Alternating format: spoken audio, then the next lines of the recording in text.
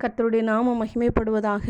ஆண்டவராகிய இயேசு கிறிஸ்து இந்த நாளிலே நமக்கு ஜீவனை கொடுத்து ஆயுசு நாட்களை கூட்டி கொடுத்து அவருடைய வார்த்தை கேட்கும்படியாய் தேவன் பாராட்டின மகா பெரிய நன்மைக்காய் கிருபைக்காய் கொடான கொடி நன்றி செலுத்துவோம். இந்த நாளிலும் கூட கர்த்தர் நம்மளோடு கூட வெளிப்படுத்தி பேசுகிற வார்த்தை 1 கொரிந்தியர் 7:20 எப்படி சொல்லுகிறது?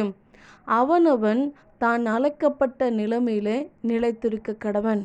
இந்த அன்பு சகோதரனே சகோதரியே, இந்த நாளிலே கர்த்தர் வெளிப்படுத்துகிற காரியம், அவர் யாரை அழைத்தாரோ, யாரை எதற்கென்று அழைத்திருக்கிறாரோ அந்த அழைப்பில் யார் நிலைத்திருக்கிறார்கள் என்பதை கர்த்தர் அவர் கவனித்து பார்க்கிறவராயிருக்கிறார். வேதத்தில் பார்க்கிறோம், அநேக தேவ மனுஷர்கள் அவர்களுடைய சுயமான வாழ்க்கையில் உலக பிரகாரமான வாழ்க்கையில் வாழ்ந்தாலும் தேவனுடைய அழைப்பு வந்தவுடனேயே, கர்த்தராகிய தேவன் அவர்களை அழைத்த உடனேயே அவர்கள் எல்லாவற்றையும் விட்டு நன்மையாக இருக்கிற எல்லாவற்றையும் குப்பையாக எண்ணி தேவனுடைய சமூகத்தில் காத்திருந்த தேவ மனுஷர்கள் இருக்கிறதை பார்க்கிறோம். சவுலினுடைய வாழ்க்கையில் சவுலாக இருக்கும் பொழுது அவன் கிறிஸ்தவர்களுக்கு விரோதமாக எழும்பினான், கிறிஸ்தவர்களை முறுமுறுத்தான், கிறிஸ்தவர்களை கொலை செய்யணும்னு நினச்சான். ஆனால் தேவனுடைய சத்தம் கேட்ட உடனே, சவுலே நீ துன்பப்படுத்துகிற இயேசு நான் தான் என்று சொல்லி சடுதியில் அந்த இடத்துல ஒரு ஒளியை பார்க்கிறான், தேவனுடைய சத்தத்தை கேட்கிறான். கர்த்தருடைய சத்தத்தை கேட்ட உடனே அவன் தன்னைத்தானே அர்ப்பணிக்கிறதை பார்க்கிறோம். சவுலாய் இருக்கிறவனை கர்த்தர் பவுலாய் மாற்றினார்.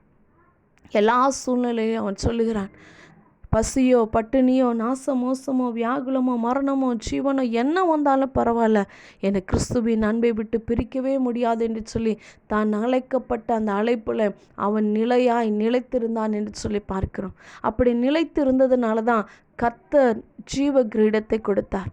நல்ல போராட்டத்தை போராடி எல்லாவற்றையும் அவன் குப்பையாக எண்ணினான்.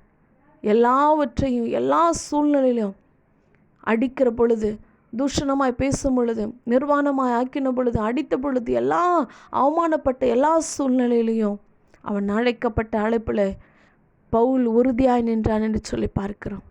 அப்போஸ்தலனாகிய பவுலுக்கு கர்த்தர் பரம தரிசனத்தை கொடுத்திருந்தார். அந்த பரம தரிசனத்திற்கு அழைக்கப்பட்ட அழைப்பில் அவன் அந்த நிலையில் கரெக்டாக நிலைத்திருந்தார் என்று சொல்லி பார்க்கிறோம். ஸ்தேவானுடைய வாழ்க்கையில் பார்க்குறோம், ஒரு பந்தி விசாரிப்புக்காரன் தான். ஆனால் கர்த்தர் அவனை முன் குறித்ததுனால, அவனை தெரிந்து கொண்டதுனால அவனுக்குள்ள ஒரு வைராக்கியம். ஒரு நாள் ஊழியம் செய்தாலும் அது உண்மையாய் தேவனுக்கென்று உண்மையாய் செய்ய வேண்டும் என்று சொல்லி பந்தி விசாரிப்பு காரணம்தான். தள்ள ஒதுக்கப்பட்டதை போல் ஒரு சூழ்நிலை தான். ஆனால் இருக்கிற எந்த நிலைமையாக இருந்தாலும் சரி, என்னை தேவன் அழைத்திருக்கிறார்.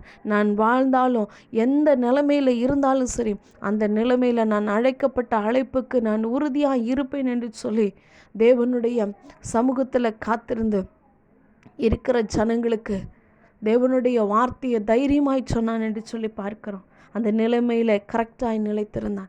அப்படி நிலைத்திருந்ததுனால தான் அவன் பரிசுத்த ஆவியினாலே நிறைந்தவனாய் வானத்தை அன்னார்ந்து பார்த்த பொழுது தேவனுடைய மகிமையும் தேவனுடைய வலது பாஷத்தில் இயேசுவானவர் நிற்கிறதையும் கண்டு, அதோ வானங்கள் திறந்திருக்கிறதையும் மனுஷகுமாரன் தேவனுடைய வலது பாஷத்தில் நிற்கிறதையும் காண்கிறேன் என்றான் என்று சொல்லி பார்க்கிறோம். அவனை கல்லெறிந்து கொண்டாங்க, துன்பப்படுத்தினாங்க, அவமானப்படுத்தினாங்க, அவனை தூஷணமாக பேசினாங்க.